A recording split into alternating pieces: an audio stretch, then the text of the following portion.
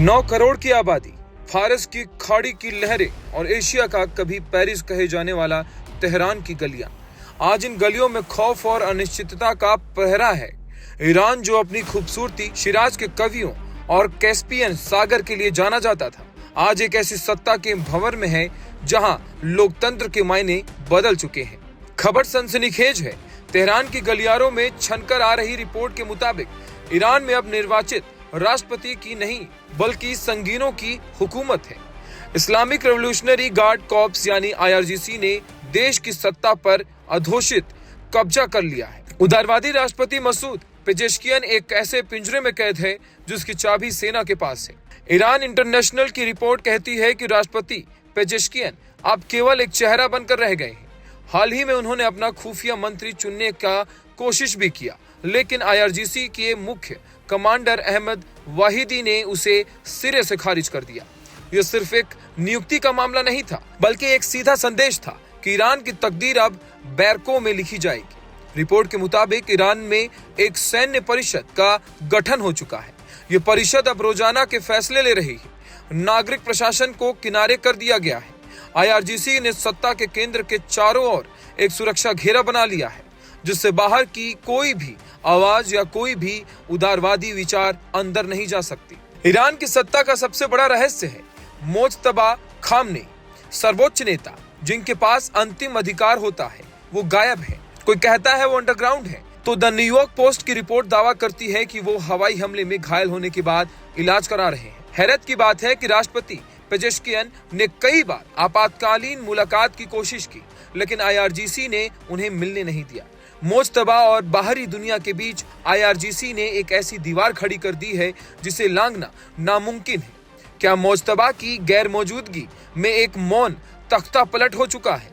क्या ईरान का सबसे ताकतवर चेहरा वाकई अदृश्य हो चुका है? अब इसके पीछे की कहानी भी समझ लीजिए।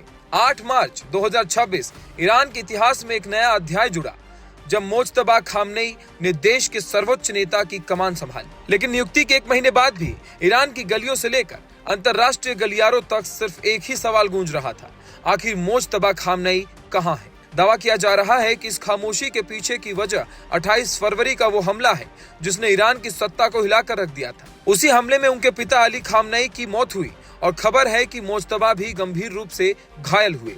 रिपोर्ट की माने तो उनके हाथ और पैर में गहरी चोटें आई थी। सरकार कह रही है कि सब ठीक है, लेकिन जनता पूछ रही है अगर सब ठीक है तो सुप्रीम लीडर सामने क्यों नहीं आते? न कोई लाइव वीडियो, न कोई रेडियो संदेश। शासन की ओर से सिर्फ कागजी फरमान जारी हो रहे हैं। सरकारी प्लेटफॉर्म्स पर मोज्तबा की कुछ तस्वीरें जारी की गई, लेकिन उनकी चमक असली नहीं थी। फैक्ट चेकर्स ने दावा किया कि ये तस्वीरें आर्टिफिशियल इंटेलिजेंस यानी AI से बनाई गई है। ईरान की आंतरिक जंग अब समंदर की लहरों तक पहुंच गई है। एक तरफ मोहम्मद बाकर गलीबाफ और विदेश मंत्री अब्बास अरागची अमेरिका के साथ कूटनीतिक समाधान चाहते थे। वो होर्मुज़ की जल संधि को खोलकर व्यापार शुरू करना चाहते थे। वहीं दूसरी तरफ IRGC है जिसने उनके पैर खींच लिए हैं। अहमद वाहिदी ने साफ कर दिया है जब तक अमेरिका ईरान की घेराबंदी खत्म नहीं करता, तब तक दुनिया के तेल का ये रास्ता बंद रहेगा। पिछले 48 घंटों में 3 जहाजों पर हमले हुए हैं।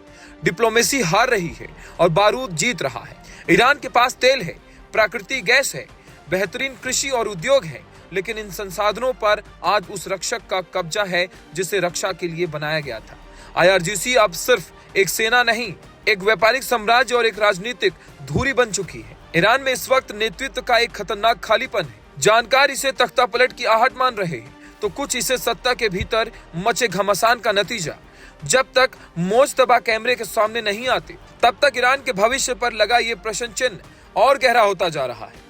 वॉशिंगटन के थिंक टैंक ISW की चेतावनी डरावनी है। अगर IRGC का नियंत्रण और बढ़ा तो पश्चिम के साथ बातचीत के सारे दरवाजे बंद हो जाएंगे। ओमान की खाड़ी में युद्ध की आहट है और तेहरान के सत्ता के गलियारों में खामोशी। ईरान एक ऐसी चौखट पर खड़ा है जहां एक गलत फैसला पूरे क्षेत्र को आग की लपटों में झोंक सकता है।